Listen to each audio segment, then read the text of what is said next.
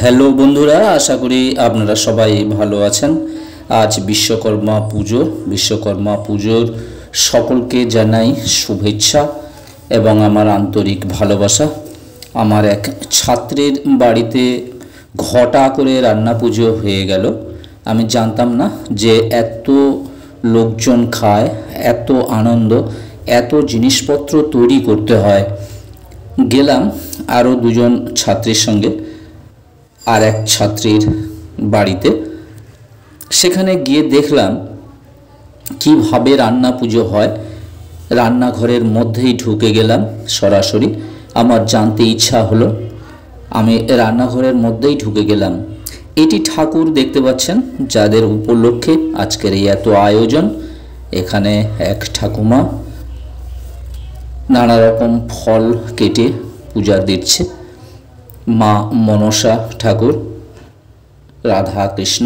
এই রান্নাঘর দেখছেন যে রান্নাঘরের যে উনান রয়েছে, এই উনানের ওপরে মনসা গাছের ডাল পোতা হয়েছে এবং ওখানের ওই মনসা গাছের সামনে যত রকম রান্না হয়েছে কলা পাতায় একটু একটু করে সাজিয়ে দেওয়া হয়েছে।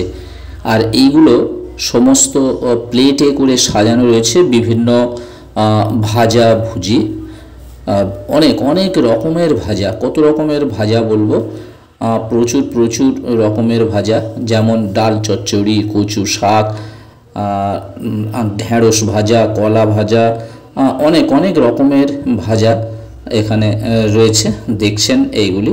এবং ইলিশ মাছ ভাজা, তারপরে পোনা মাছ ভাজা, এইগুলো সব রয়েছে এখানে দেখতে পাচ্ছেন এই ডেচকির মধ্যে। আমি তো গিয়েছি অনেক শেষে, অনেক লোক খাওয়ানো তো হয়ে গেছে।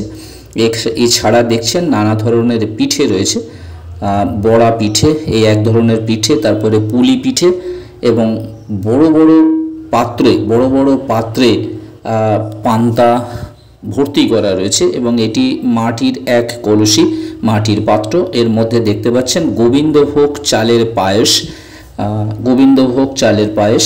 এটা পুজোর জন্য নতুন কেনা মাটির পাত্রেতে রাখতে হয়। এখানে দেখছেন মাছ, ইলিশ মাছ এবং পোনা মাছ ভাজা। এখনও অনেক লোক বাকি রয়েছে, তাই এখনও খাবারও অনেকটা রয়েছে। এটি একটা তরকারি, এই মালসার মধ্যে দেখতে পাচ্ছেন মাটির পাত্র। বন্ধুরা, জয় মা মনসার জয়।